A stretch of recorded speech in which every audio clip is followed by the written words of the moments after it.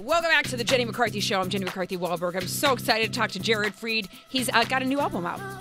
That's right. What's the name of it? Always a Mama Bear. You can stream it everywhere. Pandora. You can listen to all of it there. It's out there. It's out there. Where did you tape it? Gotham Comedy Club. Nice. It was a fun, Saturday night, 2 shows. We, packed, sold out shows, and it was like, let's do it. When you know you're going to film a comedy album, do you make sure the audience is for sure some people you know? No, well, this is like what's cool about what's going on with me is I have a podcast that has a listenership, and they're not really like stand-up people. Like, they're not like comedy nerds. They're like really just fun women. It's like 90. So I had like Saturday Night Gotham. I have all these people that generally don't go to comedy clubs, but they're fun people. Oh, I love that. And it was like 90%. If you're a dude listening to this right now, like, you got to come to my shows. Like, it's like crazy. That you can get laid, possibly. Yeah, or you just meet fun people that go out that aren't like sitting there being like, well, I'm gonna blog about this later. Like, it's not that crowd. It's the girls that are going out and are fun. Because the podcast that we do is a dating advice podcast, and we talk about dating and stuff. So they're all there because they like what they heard there, and they're like, let's see what else this idiot has to say. So it was a fun night. It was already sold out a week before, and we're like, let's tape a comedy album. This is gonna, if they don't like it, no one's gonna like it. Right. So. And it turned out awesome. I'm so interested in that because I was just talking to Nicole over here, our millennial, and she's dating. Okay. She just got out of a relationship. How long was the relationship? 2 years. 2 years. Okay, so you're out. You got defrosted. That's like in 2 years, so much can happen in the technology and dating world that you were cryogenically frozen, and now you're alive, and you're like, wait a minute, it's not the 20s anymore. That's exactly right. It's tough. The last time I was single was 6.5 years ago, and Tinder wasn't even out yet. Yeah, at that point, there's dating websites, and anyone on there was a loser. That's right. And it was a totally different world. Now, Tinder, you pull out Tinder, people are pulling out dating apps at bars where there's other people they can meet, and they're not considered losers. Right, exactly, because they want to see how far away they are. Yeah. And see if, let me see, down the street, or see, and also to get no one wants to be turned down. So what all the technology has done is put a wall between you and getting rejected. You're right. You're absolutely right. So you could be at a bar and be like, I don't want to go up to those group of women, but I do want to meet women. So I'll swipe.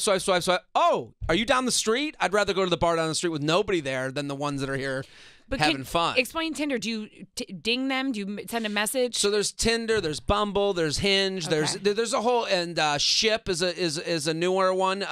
They all have their own games and how you find people, and like, are you on any app? What app are you on? She's on Mouse Mingle. Wait, what? Mouse Mingle. What's Mouse Mingle? That is a fetish. She loves Disney World. And I said, "There's you're one of those." Yes. Oh, I didn't know we had crazy people. And I said, you know what? I'm like, you love Disney World. Why not find people who love your world? So I said, there's got to be somewhere. And I found Mouse Mingle, and now I'm making her go on there. Here's the problem with Mouse Mingle. Yeah. Okay, you have to understand you're dealing with animals. So the men are animals. So like, you go on I think it's too easy. You don't want to like let any guy know the interest that will romanticize you. Does that make sense? Why wouldn't you want that? Because Mouse Mingle, to me, the opening line is too easy. I already know the thing that makes you kind of tick. You know, I can bring up like, going to like what's it called, the Around the World. Yeah. I can bring up Disney stuff. I can Google it on my phone. The problem with dating apps is you're writing your own script, and that's the problem and the solution at the same time. Like, it's nice that you can talk with someone that that is a little bit freer because they're over a phone, but at the same time, they could Google Cinderella's cousin. So it's too easy, is what you're saying. I think it's a little too easy for men. We have to understand that's why we do the podcast, because I'm like speaking honestly from a guy's perspective. Understand the lion that you're taming. Like, don't walk in like, oh well, like people, all these women are like mad they're getting ghosted. It's like, yeah, you met on an app where they put you in the I won't fuck or I will fuck pile. Right. You think it gets classier from there? So are you saying that girls should be a little bit more mysterious too. You have to be protective. You have to don't live in a world where everyone acts like you act and are there for the same reason as you. Men, you ever watch a guy swipe a dating app? No. It's faster than anything you've ever seen in your entire life. Oh my God. It is like a boom, boom, boom, boom, boom. And then girls are like, well, what should my bio say? I don't know. So what would make you stop? It's very animalistic. You know, it's very saliva driven. So as bad as that sounds. If pheromones could come off of an app, that's what would make you stop. So like a lot of women, I'll see their first picture, and like I had a friend, she was on this app, and I saw her first picture was very cleavage, and I said, don't do it. I go, you're gonna get guys like foaming at the mouth. Like, be a little bit more conservative, but be you. And she was like, no, I'm fine. You're being a jerk. And I'm like, okay, fine. I'm wrong. Like a week later, she texts me. She's like, I've gotten like 7 Facebook messages from people who saw me on the app, went and found me. Oh, wow. And I'm like, yeah, you got some stalkers now. Yeah, there's blood. You slit your wrist and put blood in the water, and there's sharks now swimming around. I can't even imagine being a millennial and trying to date. Like, I'm terrified for you guys. It's difficult, but it's, again, problem and solution are in the same thing. But let me ask you this, because this is what I think what would concern me most, is that you guys, you have so many more options available to you. Sure. So you're on a date with somebody, but you possibly could be missing out on someone who's better. So you go to the bathroom and you look. Listen, we're the tapas generation. We like small plates. We want to try a little bit of everything. It's the problem and the solution at the same time. And you're right. Because when you're on a date, there's also a bar in your pocket. Yep. And the bar's hopping, full of women, ready to go. So when, every time the guy goes to the bathroom, and women too, they're swiping because it's addicting too. Like all of a sudden, the app, like when you go on your phone, you go Facebook, Twitter, Instagram, email. Now it's in your rotation. Oh shit! So now you're like, and it's like you have all these people who are like, when do I get off the app? And like, oh my God, the guy that I've been on 5 dates with is still on the app. I'm like, yeah. He's addicted. It's part of the rotation. It's part of the rotation. I know, because I don't even know I'm doing it. You don't even think. No. And I'm not giving. Not Tinder. I'm talking about my rotation of course. Instagram, Twitter. But if Tinder ended up in there and then you had to take it out, you'd have there's a moment of getting adjusted. Would you go through withdrawal if you took Tinder off your phone? Well, I'm in a relationship, so it did take me. I was like a big Bumble, Hinge user. Wow. And it took it takes a minute to be like, no, put it away. You got to get off of it. Delete it. So what made you? How did she land you? How did she land? Yeah, not the most difficult thing in the world. We were just. I think the best thing that my girlfriend did is she slow played it. It was never like what's going. We were very casual to start. We met in public. We didn't meet on an app, and it was very like, what are you doing? We played it very casually. She wasn't needy. And I don't blame people for being needy. You are what you is. But it's like, it wasn't very much like, well, when is our second date? It was more like, hey, you're out, let's do drinks. Oh, you're out. It was very much casual until it wasn't. Help my audience understand, for the ones that are just newly single, how do you know when to text someone back? You just started texting someone you just met, and you're like, do I text right away? Do I wait? Sure. Is it a game? See, I think there's a big thing with the phone where people try not to be themselves. Be you. Text when you have something to say. If you don't have anything to say, don't text for no reason. Don't text just to take up someone's time. But if you have something to say, if you have something to ask, how was your weekend? What are you up to? What's the day been like? Why not? I don't understand this. Like, I think it's like this. It's going back to like not wanting to be turned down. And it's like, yeah, but you're going to be you at some point, okay? So you might as well get it out of the way now. And it's like, and there's this whole female-centric thing. I get the emails all the time. I'm not just saying this because I'm like inventing this, but this female thing that I've never heard a man say where it's, I just don't want to mess it up. And it's like, I don't want to chase him away. I don't want to fuck this thing. I don't want to scare him. It's like, what? Like, there's nothing you could do to mess it up. It's just not the match. It's not that personal. Is it usually millennials that are asking you these questions? It's everybody. I think it's more the technology confuses things. All the rules are the same. It's just you have this thing in the way. Like, look at Instagram. Instagram is like this whole passive-aggressive, not spoken, unspoken thing where it's like, well, he liked 10 of my pictures in a row. What does that mean? And it's like, he's tapping on the window. Hello? Right. I'm here. That's I'm what it hard. means. You know, it's like it's that type of thing. And it's like, and then you go, and it's like, it's almost embarrassing to notice these things because you're like, well, he liked 10 of my pictures in a row, and someone goes, well, that's stupid. And it's like, no. Everything means something. Nothing happens in a vacuum. He liked 10 of your pictures in a row because he wants you to now like his pictures to give him a signal that he won't get turned down. Oh God, where's your book, dude? it's coming. It's got to come at some point. I got to plug the album again so people get it. It's always a Mama Bear. Yeah, I know you got, and they can get it anywhere. Anywhere you stream music and comedy, always a Mama Bear. And I talk a lot about dating stuff. I talk about like body issues and stuff. It's all like, you know, the audience I said before that comes to my shows, they're fun and like funny people, and I'm a light, fun person. You are. There's nothing really there that you're gonna go, well, you know, I'm not trying to teach anyone anything new. No, but I'm always interested in hearing what a guy's point of view Yeah. is and getting tips from them. You Sure. know, I know our audience wants that too, and there's a big enough audience right now who is insecure. It's insecure, but it's also like it's just Lost. normal. You know, it's we're all and you can't go to your parents for this type of advice because you go to your parents, they'll be like, "What's a face internet?" You know, like I don't know. And it's like Snapchat. Why won't there's a question I get a lot where it's like, guy met on the dating app and now he wants to go to Snapchat. He won't exchange numbers. What's going on? And it's like, that's a good one. That's an interesting thing that if you said that sentence to your mom or dad, hey, I met this guy on Tinder and then he won't take my phone number and he's now just messaging me over Snapchat and we have a streak of 3 going on. You're like, they look at you like, what planet do you live on?